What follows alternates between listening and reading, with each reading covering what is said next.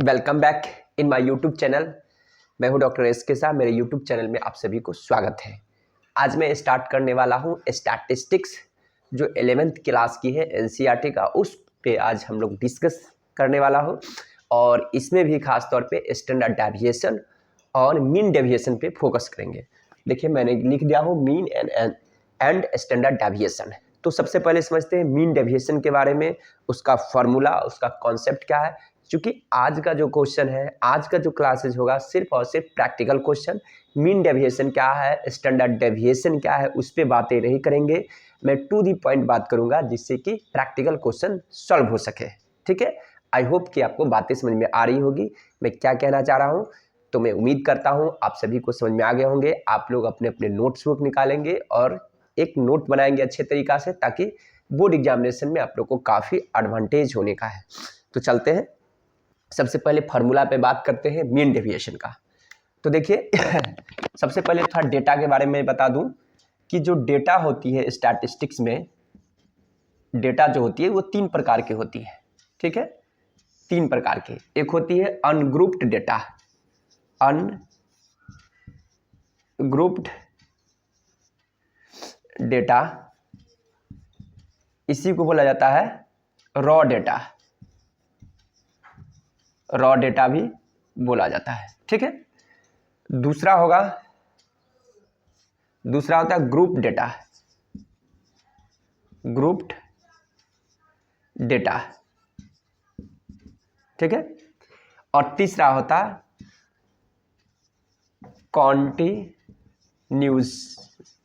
Continuous data. ठीक है, अब देखेंगे अनग्रुप्ड डेटा का मतलब क्या होता है। अनग्रुप डेटा वैसा डेटा जो ग्रुप वाइज नहीं होता है, वो लिखा होता है, सिर्फ और सिर्फ डेटा दिया रहेगा, आपको इंफॉर्मेशन दिया रहेगा, उसके माध्यम से आपको मीन डेविएशन कैलकुलेट करना है। चाहे मीन भी कैलकुलेशन करनी होती है, मीडियन भी होती है। तो इसी को बोला जाता है अनग्रुप्ड डेटा को भी बोला जाता है इंडिविजुअल। अगर सीरीज के पॉइंट ऑफ व्यू से आएंगे तो इसी को बोला जाता है इंडिविजुअल सीरीज। ठीक है, इसी को इंडिविजुअल, और इसको बोला जाता है, इसको डिस्क्रीट सीरीज भी,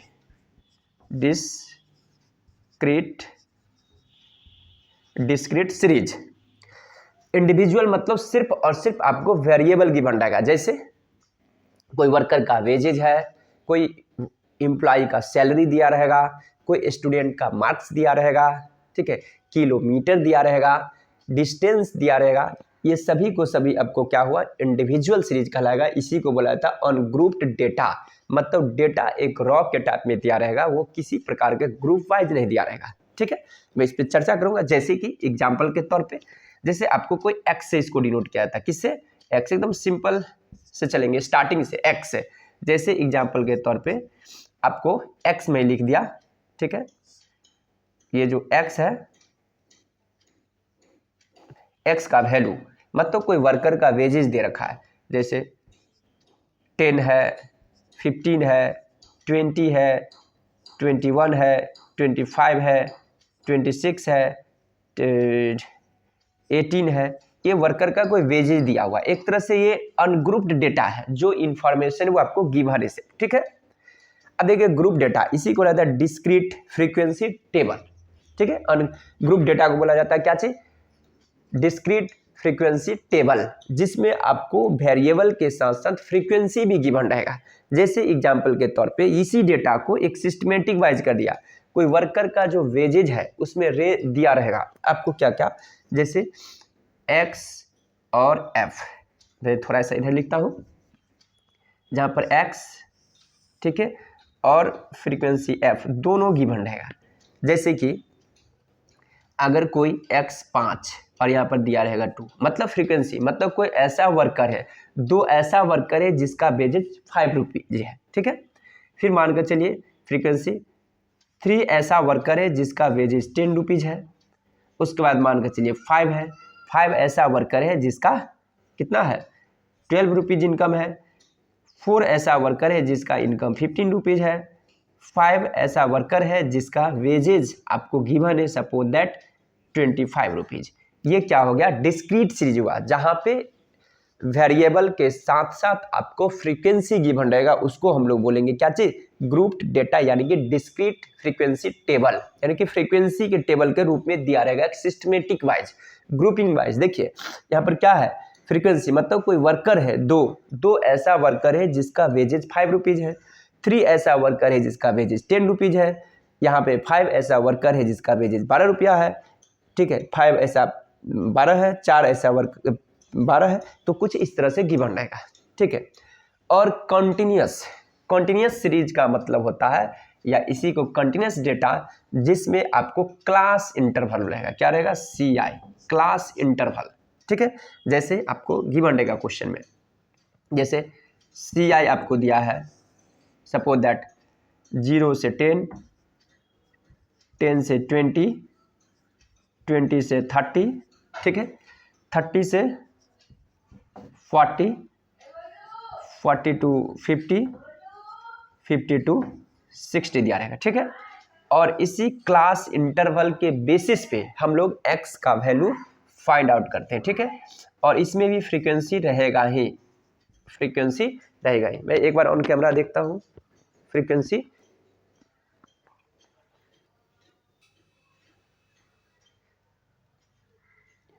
ठीक है, फ्रीक्वेंसी रहेगा ही, ठीक है। जैसे सपोज दैट यहाँ पे मैं लिखता हूँ, यही लिख देता हूँ, 2 है, 5 है, 4 है, 6 है, 8 है, 10 है, अपने इच्छा से लिख लिया फ्रीक्वेंसी। अब क्लास इंटरवल, यहाँ पे x का वैल्यू फाइंड आउट करनी होती है क्लास इंटरवल के बेसिस पे। तो देखिए 0, 5 है, मैं अपर लिमिट और लोअर लिमिट को ऐड करूंगा और 2 से डिवाइड कर दूंगा, ठीक है। तो 0 और 10 कितना होगा, 10, और 2 से डिवाइड करूंगा तो क्या होगा, 5, ठीक है। फिर 10 और 20 ऐड करूंगा तो 30, उसमें 2 से डिवाइड करूंगा तो 15, ठीक है। फिर 20 प्लस 30, 50 अपॉन 2 तो 25। इस तरह से 10 का रेंज है, मैं लिख देता हूँ दैट 35 होगा, यहाँ पे 45 होगा, यहाँ पे होगा 55 होगा। आई होप कि आपको बातें समझ में आ गई होगी। तो जब भी हम लोग स्टैटिस्टिक्स को स्टडीज करते हैं, जब भी उसको पढ़ते हैं, तो यहाँ पे डिस्क्रीट टेबल डेटा आता ही है, क्योंकि विदाउट डेटा का हम लोग स्टैटिस्टिक्स को कल्पना भी नहीं कर सकते हैं।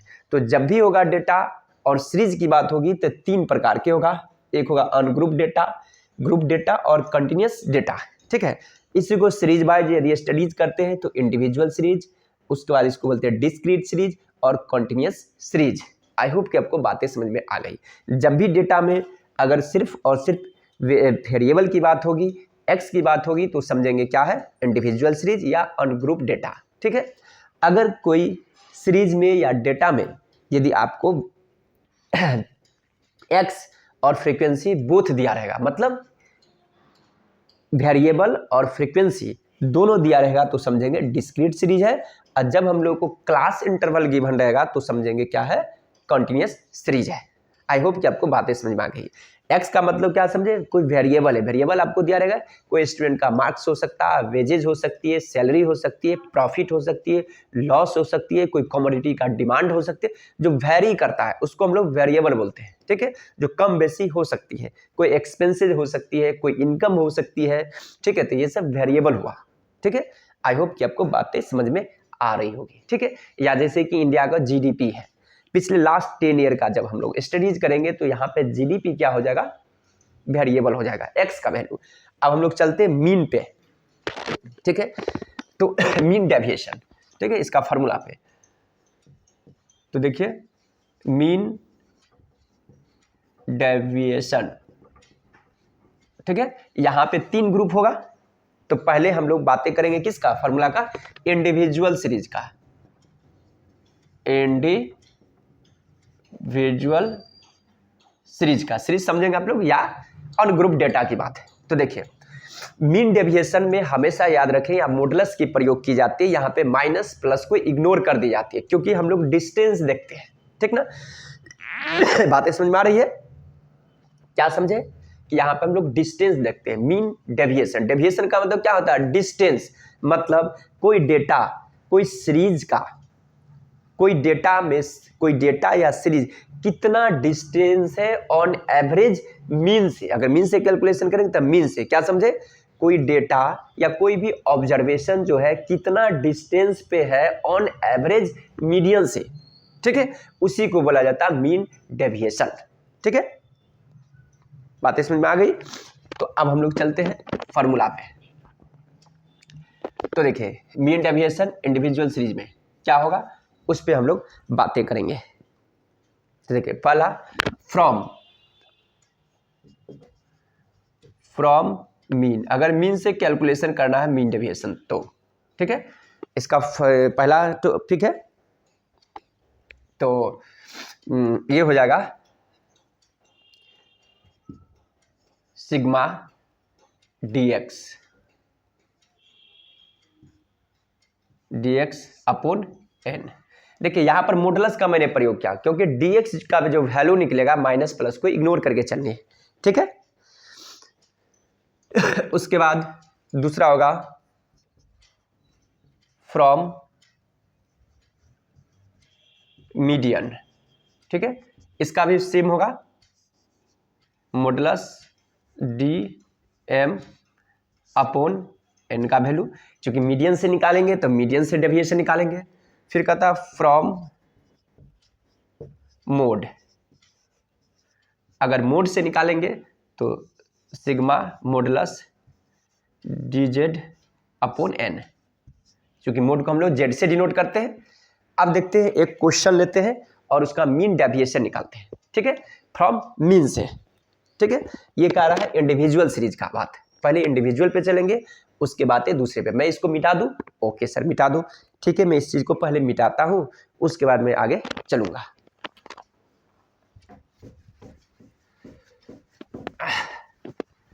एकदम वन बाय वन समझेंगे, इजी वे से, कोई जल्दीबाजी नहीं करनी है, ठीक है सर। हाँ सर, और तभी हम लोग को मजा आएगा, क्वेश्चन को आसानी से सॉल्व कर सकते हैं, एग्जामिनेशन में कॉन्फिडेंस से जाएंगे। एक बार मैं फिर ऑन कैमरा देख ले रहा हूँ, कभी कभी कैमरा थोड़ा सा ये हो जाती है, मूव करती है, तो आप लोगों को समझने में दिक्कतें हो सकती है। हाँ सर एकदम बिल्कुल सही। तो देखिए क्वेश्चंस है, मैं बुक से क्वेश्चन उठाऊंगा तो ज़्यादा इजी होगा। हाँ सर बुक से ही उठाओ तो ज़्यादा इजी रहेगा। तो मैं देखता हूँ,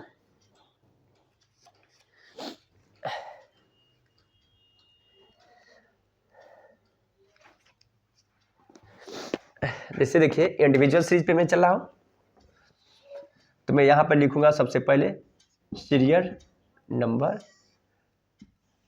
और दूसरा होगा x का वैल्यूज, दो चीज़ रहेगा। तो 1 2 3 4 5 6 7, ठीक है, 7 तक लेता हूँ। सपोज दैट यहाँ पे मैं देता हूँ 5 10 15, फिर लिखता हूँ मैं 8 12 6 और 4, ठीक है। तो पहले मैं मीन से बात कर रहा हूँ, तो यहाँ पर क्या करनी है, n का वैल्यू कितना होगा, n इज इक्वल टू 7, चूंकि ये टर्म है, ये अपनी इच्छा से लिखना होता है, ठीक है। आपको डेटा सिर्फ यही दिया रहेगा, ठीक है, आपको सीरियल नंबर कर देना, मतलब नंबर ऑफ आइटम कितना है। तो पहले तो मुझे मीन निकालना पड़ेगा, ठीक है, तो ऐड कीजिए 15 30 30 और 20 50 और 10 60, ठीक है। अब 63 कर देता हूँ, इसको 7 कर देता हूँ, ठीक है, ताकि कटिंग करने में इजी हो, ठीक है। अब मैं इसको आगे बढ़ूंगा, ठीक है। सबसे पहले क्या निकालना, मीन निकालना है, ठीक है। तो x bar is equal to क्या होगा, सिग्मा x अपॉन n, ठीक है। तो x bar is equal to कितना होगा, 63 अपॉन 7, तो x bar is equal to 9 आ गया, ठीक है। अब अपने लोग को क्या निकालना है, डेविएशन dx निकालना है, मतलब ये यहाँ पर dx बार, ठीक है, ये होता है x माइनस x बार। मैं मॉडुलस का प्रयोग कर रहा, मतलब माइनस प्लस इग्नोर करना, चूंकि हम लोग को डिस्टेंस देखना है, डिस्टेंस का सेंस माइनस प्लस को इग्नोर की जाती है, चाहे वह आगे बढ़ो या बैक जाओ, डिस्टेंस तो उतना ही है, माइनस कभी नहीं होती है डिस्टेंस, हमेशा याद रखेंगे। तो मैं 5 में से 9 घटाया तो 4, माइनस में आ रहा है लेकिन माइनस इग्नोर करनी है। 10 में से 9 गया 1, 15 में से ये गया तो 6, 8 में से गया तो 1, 12 में से 9 गया तो 3, 6 में से 9 गया तो 3, 7 में से गया तो 2, ठीक है। अब हो गया क्या चाहिए, मैं निकालूंगा sigma D x bar is equal to कितना होगा, स्क्वायर कीजिए, 4 1 5 6 11 12 3 15 15 3 18 2 20, यानी कि ये आ गया 20। ठीक है, अब फार्मूला पे मैं पुट करूंगा मीन डेविएशन। तो देखिए mean M D mean deviation is equal to क्या होगा, sigma modulus D x bar upon N. ठीक है, तो mean deviation is equal to या 20 अपॉन कितना है 7, तो M mean deviation is equal to 27 7 दूना 14 बचा कितना 6 8 7 56 बचा तो 7 5 35। ठीक है, डॉट डॉट 50 7 7 49, इस तरह से कटते चला जाएगा। इतना हो गया आपको answer, mean deviation from mean से। अगर मीडियन से निकालना होगा तो क्या होगा, मैं एक और क्वेश्चन लाता हूं, एकदम ऑन शॉट क्वेश्चन, जो भी होगा हम लोग इस चैप्टर को कंप्लीट करेंगे। मीन डेविएशन एक कॉन्टिन्यूअस सीरीज का भी लाऊंगा मैं, पहले मैं कैमरा देखूंगा, हाँ सर ठीक है। ठीक है, अब देखिए मैं इस चीज को मिटाऊंगा। ठीक है, और अब मैं एक क्वेश्चन लूंगा जो मीडियन से होगा। ठीक है, आप लोग पहले इस चीज को नोट कर लेंगे, एकदम इजी वे से हम लोग को समझनी है।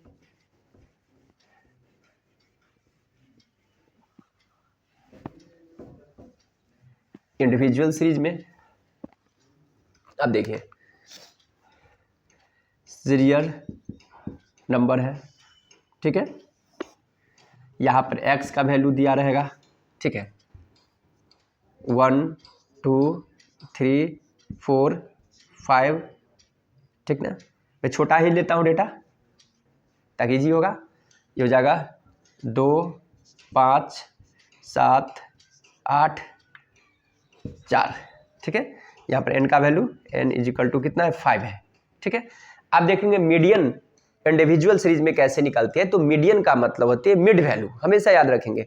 जब भी आपको डेटा दिया रहेगा तो मीडियन में क्या होती है कि असेंडिंग या डिसेंडिंग ऑर्डर में हम लोग मीडियन को अरेंज करते हैं। ठीक है, जो मीडियन होगा मिड पॉइंट से, मीडियन से बिफोर जो भी डेटा होगा उससे लेस देन रहेगा, और मीडियन के बाद जो डेटा होगा वो मोर देन होता है। तो देखिए यहाँ पे मिडिल 5 में जो चौथा होगा ये होगा मिडिल, ये मिडिल टर्म होगा। ठीक है, क्योंकि देखिए 2 इधर से 2 इधर कटा बचा बीच में ये, इसका मतलब मीडियन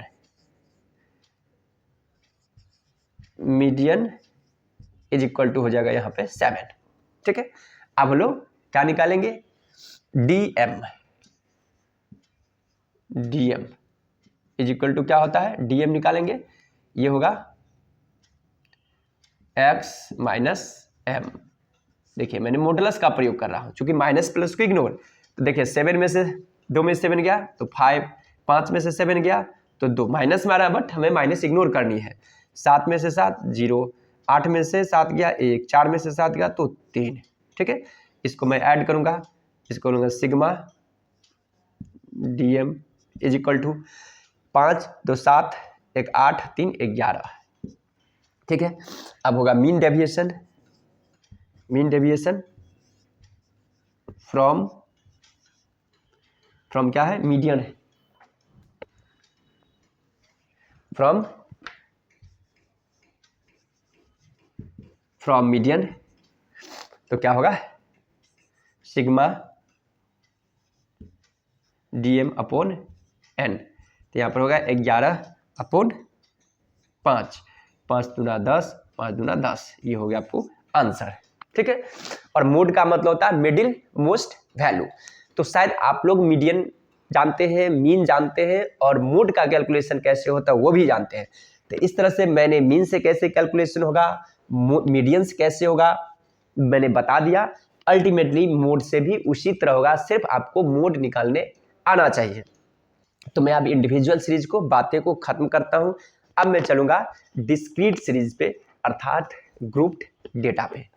हाँ सर, अब थोड़ा ग्रुप डेटा के बारे में थोड़ा बता दो।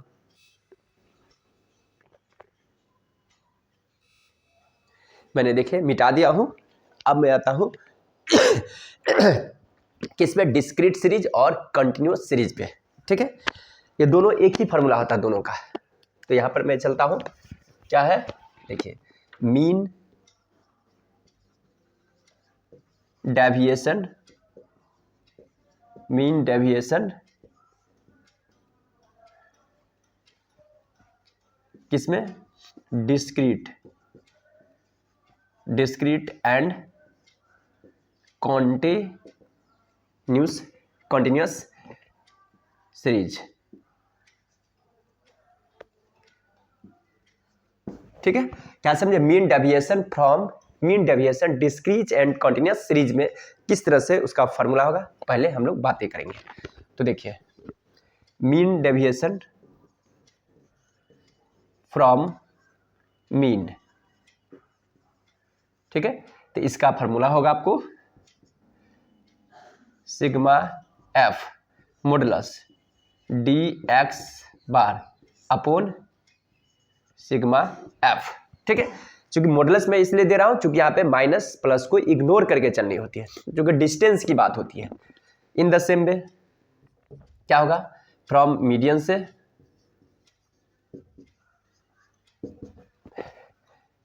सिग्मा एफ मॉडुलस डीएम, ठीक है, अपॉन सिग्मा एफ। ठीक है, इसमें भी सेम होंगे, मोड में होगा sigma F modulus DZ upon sigma F. I hope कि आपको फार्मूला समझ में आ गया होगा। अब मैं एक क्वेश्चन लेता हूं, एनसीईआरटी बुक का क्वेश्चन है। देखिए कहता है calculate mean deviation from mean and it's coefficient from the following table. ठीक है, मैं इस टेबल को भी पहले लिख दे रहा हूं ताकि आप लोग को इजी लगेगा समझने में। ठीक है, तो देखिए मैंने एक क्वेश्चन भी लिख दिया हूं। ठीक है, देखिए कहता है calculate mean deviation from mean and it's coefficient. तो एक नया टर्म जुट गया, कोएफिशिएंट। तो मैं बातें करूंगा, पहले मेन होता है यहाँ पे मीन डेविएशन का कैलकुलेशन कैसे होता है वो होता है। कोएफिशिएंट बहुत आसान है, सबका सेम होता है, तो मैं लास्ट में बताऊंगा जब ये क्वेश्चन कैलकुलेशन हो जाएगी कंप्लीट। तो देखिए इस तरह से, चूंकि मैंने बताया था डिस्क्रीट सीरीज का मतलब होता है जो ग्रुप डेटा होती है वहां पे डिस्क्रीट फ्रीक्वेंसी डिस्ट्रीब्यूशन टेबल दिया होता है। ठीक है, तो इन द सेम में देखिए फ्रीक्वेंसी एक टेबल के रूप में दिया हुआ डेटा, और यहाँ पे आइटम है, अर्थात ये आपको वेरिएबल है, यानी कि एक्स का वैल्यू गिवन है और फ्रीक्वेंसी एफ दिया हुआ है। ठीक है, तो यहाँ पर देखिए कैलकुलेशन कैसे होगा।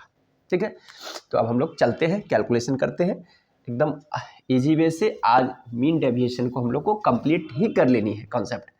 ठीक है, और जब डिस्क्रीट समझ जाएंगे तो कॉन्टिन्यूस सीरीज ऑटोमेटिक हम लोग को समझ में आ जाएगा। मैं यहाँ से थोड़ा मिटा दे रहा हूँ क्योंकि स्पेस की कमी हो रहा है, समझेंगे। कोएफिशिएंट भी बोला था निकालने के लिए, ठीक है, कैलकुलेट करने के लिए, तो मैं थोड़ा सा यहाँ पर मिटा दे रहा हूँ ताकि कैलकुलेशन करने में थोड़ा दिक्कत ना हो। ठीक है, हाँ सर कैलकुलेट करो जिससे कि आसानी हो सके। तो यहाँ पर मैं लिखूँगा आइटम, आइटम को चूँकि वेरिएबल हुआ इसे मैं एक्स से डिनोट करूँगा। ठीक है, हाँ सर, कितना है, 5, 10, 15, 20, 25, 30, 35, 40। ठीक है, उसके बाद आपको दे रखा एफ दिया हुआ फ्रीक्वेंसी, एफ फ्रीक्वेंसी का वैल्यू आपको 8, 16, 18, 8, 16, 18, 22, 14, 9, 6 और 7 है। इस तरह से आपको गिवन है। ठीक है, तो सबसे पहले यहाँ तो बोला मीन से निकालने के लिए, तो मीन का वैल्यू निकालने के लिए क्या करना पड़ेगा, यहाँ पे डिस्क्रीट सीरीज में होता है sigma F x upon sigma F, तब जाकर के हम लोग को मीन निकलती है। तो इसका मतलब यहाँ पे हमें सिग्मा एफ चाहिए, sigma F is equal to, इसको मैं ऐड करूँगा, तो मैं थोड़ा सा कैलकुलेटर से ऐड कर लेता हूँ ताकि एडिशन में किसी प्रकार को मिस्टेक ना हो। तो यहाँ पर एफ एक्स का वैल्यू आ जाएगा 100। ठीक है, एफ का वैल्यू अब मुझे निकालना है एफ और एक्स, चूँकि मीन निकालनी है, इसको मल्टीप्लाई हो जाएगा 8 पंचे 40, 160, 16 18, 18 2 27, 270, ठीक है। 22 दूना 44, 440, 14 14 और है 35, 350, 29 27, 270, 30 25 200, 35 छक्का 210, 40 7 280, ठीक है। अब ये हो जाएगा sigma F X is equal to, ठीक है। अब इसको ऐड कीजिए, ऐड थोड़ा सा कैलकुलेटर्स में कर ले रहा हूँ, तो सिग्मा एफ एक्स का वैल्यू आ जाएगा 20 आ गया, ठीक है। अब यहाँ पे मैं निकालूंगा mean is equal to sigma F x upon sigma f, तो mean is equal to 20 upon 100, तो मीन इज इक्वल टू हो जाएगा, डिवाइड करूँगा तो 20.20, ये हो गया मीन। अब मैं क्या करूँगा, चाहूँगा तो पॉइंट को इग्नोर कर सकता हूँ ताकि कैलकुलेशन में आसानी हो। ऐसे स्टैटिस्टिक्स में आप लोग क्या करेंगे, ये जो पॉइंट है उसको इग्नोर नहीं करेंगे, लेकिन मैं इजी के लिए, कैलकुलेशन आसान हो उसके लिए मैं ये पॉइंट को इग्नोर कर देता हूँ ताकि इजी हो कैलकुलेशन में, आंसर में कोई ज़्यादा फर्क होने का नहीं है, ठीक है सर, कर दो। तो देखिए डी एक्स बार, ठीक है, डी एक्स बार कैसे होगा, तो x में से मैं मीन को लेस करूँगा, तो x से 5 में से 20 गया -15, तो 15 लिखूँगा, 10 तो ये 10 में से 20 गया तो 10 लिखूँगा, 15 में से 20 गया तो 5, 20 में से 20 गया तो 0, 25 में से 20 गया 5, 30 10 हुआ, 35 में से 20 गया तो 15, 40 में से 20 गया तो 20, ठीक है। अब हमें निकालना है एफ डी एक्स, ठीक है, यहाँ पे होगा एफ मॉडुलस डी एक्स बार। मॉडुलस का मतलब मैं इग्नोर कर रहा हूँ माइनस को, ठीक है। एफ से मल्टीप्लाई करनी है तो एफ कितना 8, 15 8 20 से 120, 16 10 160, 18 25 90, 22 को 0 से 0, 14 25 70, 9 से 90, 15 छक्का 90, 20 7 4 से 140, ठीक है। अब इसको ऐड करूँगा तो ये होगा sigma F modulus D x bar, ठीक है, इज इक्वल टू, तो इसको मैं ऐड करूँगा तो कितना होगा, ऐसे ही ऐड करता हूँ, 12 28 और 9 37 37 44 44 और 9 53 और 9 62 और 14 76, यानी कि 760, ठीक है। 760 है, पॉइंट में ऐसे आया हुआ, बुक में 66 आया है, तो कोई ज़्यादा का फर्क नहीं होगा। अब मुझे निकालना क्या है, mean deviation is equal to क्या होगा, sigma F modulus D x bar upon sigma F, ठीक है। तो mean deviation is equal to कितना होगा, 760 अपॉन कितना है 100 इज इक्वल टू कितना होगा 7.6, आंसर हो गया, ठीक है। और यहाँ पे आया है 7.6 समथिंग, तो बात एक ही है, क्योंकि पॉइंट के बाद 2 3 के बाद कोई वैल्यू होती नहीं है। अब रहा बात क्या, इस क्वेश्चन में हम लोग से एक एक्स्ट्रा कीवर्ड लगा दिया है और एक एक्स्ट्रा क्वेश्चन पूछा है इट्स कोएफिशिएंट। तो हमेशा याद रखेंगे जब भी कोएफिशिएंट निकालना है तो उसका फार्मूला क्या होगा, चाहे वो इंडिविजुअल सीरीज हो, डिस्क्रीट सीरीज हो, ठीक है, जिस चीज़ से निकालेंगे उससे डिवाइड कर देंगे, ठीक है। तो देखिए कोएफिशिएंट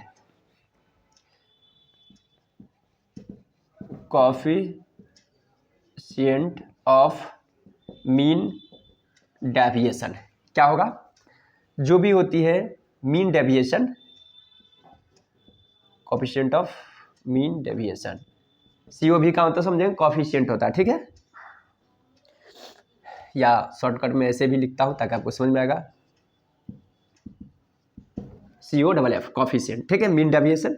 तो यहाँ पर होगा मीन डेविएशन अपॉन एक्स बार, मतलब जिस चीज़ से कैलकुलेशन होगा, मोड से होगा तो मोड से डिवाइड करेंगे, मीडियन होगा तो मीडियन से डिवाइड करेंगे, तो कोएफिशिएंट का फॉर्मूला सेम ही होता है। तो coefficient of mean deviation is equal to 7.6 upon कितना था 20 पॉइंट ये, तो coefficient of mean deviation is equal to कितना आएगा 0.38 के अप्रॉक्स आएगा। ठीक है, एक ये आंसर आ गया कोएफिशिएंट का। तो आई होप कि आप लोग को स्टैंडर्ड मीन डेविएशन समझ में आ गया होगा कि किस तरह कैलकुलेशन करेंगे। अब बचा कॉन्टिन्यूस सीरीज, तो कॉन्टिन्यूस सीरीज में सिर्फ को डेटा निकालना होता है। ठीक है, आई होप कि आपको बातें समझ में आ रही होगी। अब मैं चलता हूँ इसका कॉन्टिन्यूस सीरीज का एक क्वेश्चन में लूँगा।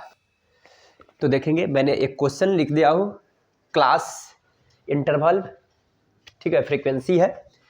ये आपको कंटिन्यूस सीरीज का क्वेश्चन है, जो कि मैंने बताया था कंटिन्यूस सीरीज में क्या होगा, क्लास इंटरवल और साथ ही साथ आपको रहेगा फ्रीक्वेंसी टेबल दिया रहेगा। तो देखिए क्लास इंटरवल और फ्रीक्वेंसी टेबल गिवन है। अब इस क्वेश्चन को सॉल्व करते हैं। ठीक है, तो देखिए यहाँ पे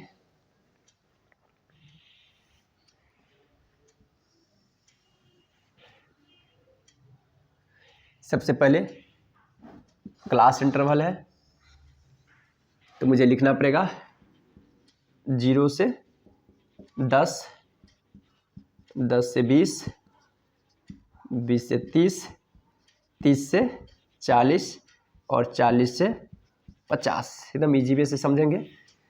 अब इसी क्लास इंटरवल के बेसिस पे मुझे निकालनी पड़ती है एक्स का वैल्यू।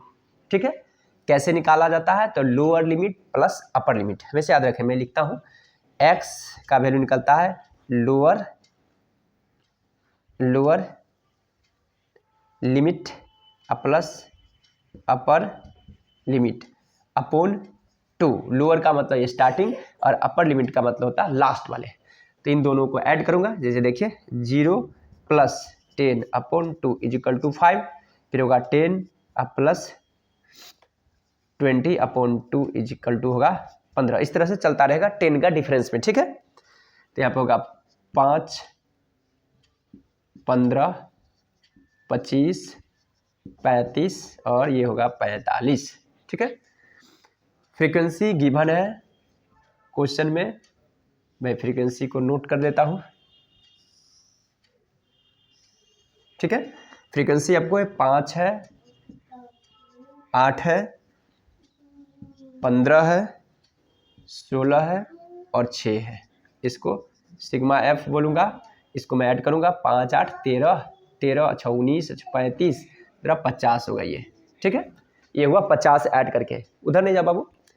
अब निकालना पड़ेगा मुझे एफ और एक्स का वैल्यू। ठीक है, इन दोनों को मल्टीप्लाई तो होगा ये 25, 15 अट्ठे 20 120, 25 डेढ़ 375, 35 को 16 से तो कितना होगा 16 48 और 8 56 560 होगा। 45 के 6 चौक 24 और 6 5 30 270। ठीक है, अब इसको मैं ऐड करूंगा तो इसको मैं बोलूँगा sigma F X is equal to कितना होगा, तो देखिए 270, 27 और 56 कितना होगा 27 और 56 83, 83 और 37 110.5 यानी कि 10। इसको ऐड करना पड़ेगा मुझे तो कैलकुलेटर से, ऐसे तो होगा नहीं ऐड। ऐसे मैं ऐड करता हूँ एक्स और एफ एक्स और एफ को मुझे मल्टीप्लाई करनी पड़ेगी, ऐड करना पड़ेगा। कैलकुलेटर में जाता हूँ थोड़ा सा।